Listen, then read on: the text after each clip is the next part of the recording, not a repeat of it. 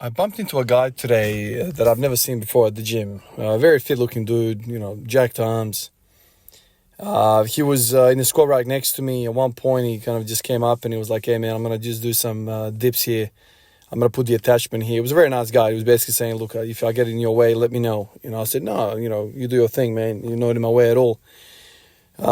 He saw me do 180 on the squat and he kind of was like, "Wow, very impressive, man. Like, you must have been doing this for a little while." And we kind of exchanged some words and I said to him, "How long have you been training?" He basically goes, 20 odd years I've been personal training people. He makes a living from this. In fact, he had a gym here which shut down during COVID, during those tough times. He was forced to close doors and now he operates out of his home. He, trains people out of there and, he makes a living from it. So, he must have enough clients, enough traffic to actually live off it. And he looks like he knows what he's talking about. Like his body is very nice. And, it's funny how when you see somebody, it's like the triage nurse in me. If somebody says they're a personal trainer, I just, the billboard is on them, The fact that he looks nice kind of tells me, well, you must know something. Whereas this guy was like, overweight, not very fit looking, I'd be skeptical, even though those two things are not very well related. Michael Jordan didn't make a really good general manager in basketball. Many coaches, very successful coaches, were not the greatest basketball players. And there's examples of this all around the place. You don't need to be a super athlete to know a topic really, really well. But anyway, in the fitness space, you kind of look for those little hints. And I said to him, "Dude, you look freaking amazing. Like, what's your background?" And he said, "I've been personal training for 20 years. I've done MMA, I've done boxing. I've done calisthenics, I've done, bodybuilding, I've done it all, man." And, I just kind of mix it all up nowadays. He kind of asked me, "How did you get to the numbers in the squad that you got?" And I said, "Look, I picked it all up at 25. I got very serious about it 25. Between 20 and 25, I did gym. But it was just, to stay in some sort of shape. It wasn't very motivated. I didn't have an idea. I didn't have a goal. That was the post-basketball era for me. Those 5 years, I was just kind of lost. I didn't really know what I was wanting to do. And he was like, "Nice. So, like, do you compete?" "No, I don't compete. I don't do anything. I just train for myself." And there was another guy the other day that I bumped into that watches my channel. Oh, no, there was a few guys that I've met, but one of those guys was a 20-year-old fella. I don't think he's ever seen my channel. And he was surprised to see the numbers that I was squatting. And then when I said to him I don't compete, he was very confused. He was sort of like, well, why don't you compete kind of thing. And he struck me as somebody that doesn't know, too much about powerlifting, about strength in general. Like, I knew a guy to the gym. It was a nice chat, with him. And he asked me for some advice and whatnot. But he was kind of like, "What do you mean you don't compete?" He was kind of very impressed by the plates on the bar. And then very perplexed that I don't do anything with it, as in I don't compete.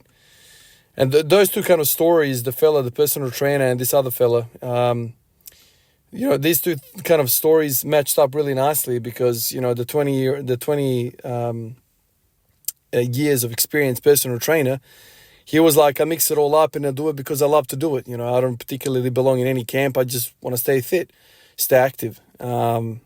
Whereas the other fella was like, he was kind of like, "What do you mean? Like, don't you want to be good at something?" And it's just interesting. It's interesting what motivates people. It's interesting how some people do it for the sake of doing it and other people want to achieve something. I remember I was talking to the personal trainer and he was like, we were talking about squats, we were talking about strength training. And I said to him, I'm chasing numbers. That's kind of what I'm doing here. I'm trying to work all this stuff out to chase a bigger number. And if I hit a bigger number, that's a sign of progress. And he kind of like giggled at it and he said, "Yeah, when I was younger, I used to do that as well. But you'll find eventually you will get to a stage where you don't chase numbers and you chase feeling good, feeling balanced, feeling fit, just, doing the overall well-rounded approach rather than having a specialization which might be costing you in other areas." And just like, the couple of interactions that I've had this week have been interesting because there's all sorts of people, all sorts of goals. And there was another guy I met at the gym recently. In fact, since I've started going to the gym, I've been meeting a lot of people from the channel. A lot of people that have kind of been, I've seen in the gym before, but I haven't seen like over a year because of the baby and whatever, going to the gym. And so now some of these guys, I haven't seen for a few years, they've gone from 18-year-old body to a 20-year-old body in 2 years of training under the belt. And some of these guys have filled out and very, very, progressed, like an 18-year-old to a 20-year-old is a big deal. 2 years for a 20-year-old is a lot. Whereas 2 years for an 80-year-old might be a lot for different reasons, for going down the hill physically. But usually, the 18-year-old becomes more of a man at 20 physically, bone density, all that stuff. And one of them in particular was, when I first met him, he was just beginning to train. A skinny kid, and now he's filled out nicely, and he's telling me about some of the roadblocks that he's encountered. And he said that he wanted to, do strength training and also train for a marathon. And that's a freaking difficult task to think about, let alone do.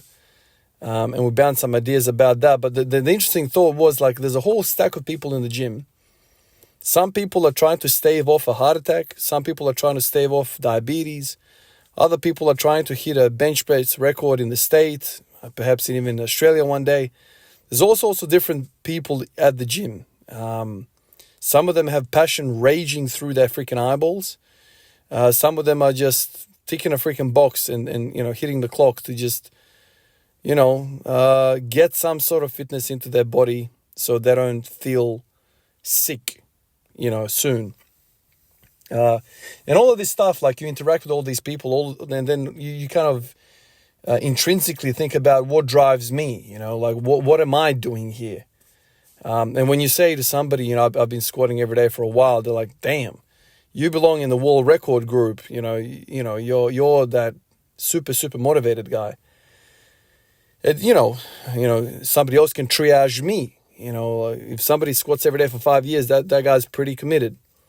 But that might not be the whole story. That might not be what Ivan is about. What is Ivan about? What do I want to do? And it's kind of like, some of these questions for me are confronting in front of myself, because I'm forced to really step back and look at what the hell I'm doing. But most of the time, I just do it. My brother's got this famous line that he said a few years ago. We were kind of talking about all sorts of shit, talking about life and blah, blah, blah, how to deal with stress and coping mechanisms, about this, that, the other. And he said this: I don't think, I just do shit. That was my brother's way of summarizing overthinking, summarizing stress, summarizing all this stuff in real life. He basically was just emphasizing following your gut feeling, following your soul, following that God within you. That's my brother in a nutshell. He doesn't like to discuss too much mentally with himself. He doesn't like that dialogue. He just follows his guts. I don't think, I just do shit. That's kind of the line. And we often bring it up and we often have a giggle about it, because in the heat of the conversation, he came up with this and he blurred this out, and I was like, wow, okay. And we all kind of stopped and started laughing. But that's kind of me in a degree. I don't think where I'm going to head. I'm just enjoying the journey right now. I enjoy, waking up every single day and think I'm going to train. That's the extent of it. I didn't set out 1,700 days ago and I didn't go, I'm going to do this for 700. Dude, I never thought that. And I don't think about it right now. Some people are like, how long are you going to do this for? I don't know. I just do shit that I want to do. And the days are going by. I'm not accelerating the time. I'm not doing anything. I'm just doing what feels right. This is basically the only area in my life that I can do that without any restrictions, without any worries. I just do shit. If I want to do split squats before my squats tomorrow, I'm going to bloody do that. I don't have a coach. I don't have any restrictions. I don't have any of that crap. I just do it because I freaking feel like doing it. And, some people are like, God damn, Ivan, that is some madness in your brain. What do you mean you don't have anybody telling you what to do? In my mind, I'm like, what do you mean? What do you mean?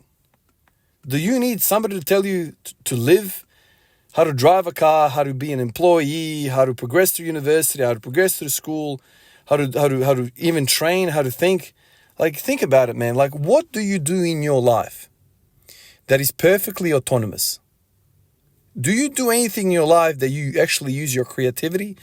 You use your free will? Because I'm pretty much convinced that 99% of the population out there are just doing as they're told. Good little boys and good little girls. Now, I'm not saying to belittle anybody, but I'm just telling you from my end that I just want to celebrate at least one area of my life where I can just do shit without anybody telling me what to do. And so this is kind of the attraction for me when it comes to this training, this all this crap, like 700 days. Dude, you don't do something for 1,700 days in a row if you freaking hate it.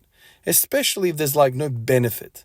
This is not putting bread on the table. This is not doing anything of this is just a freaking hobby, dude. Like, this is just a hobby.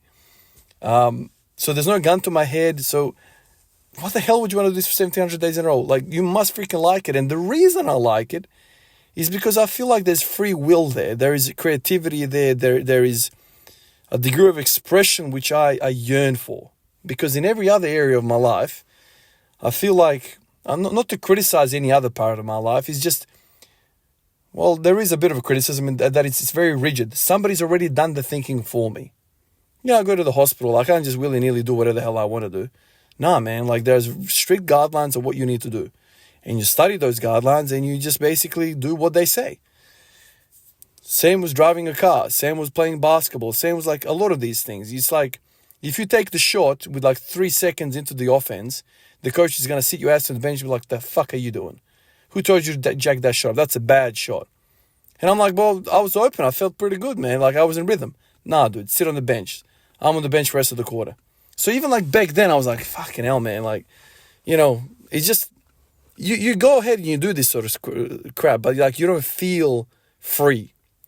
And in my garage, in my training, I'm free. And I think that's a large part of this journey of mine, is that I can do stuff how I want to do it.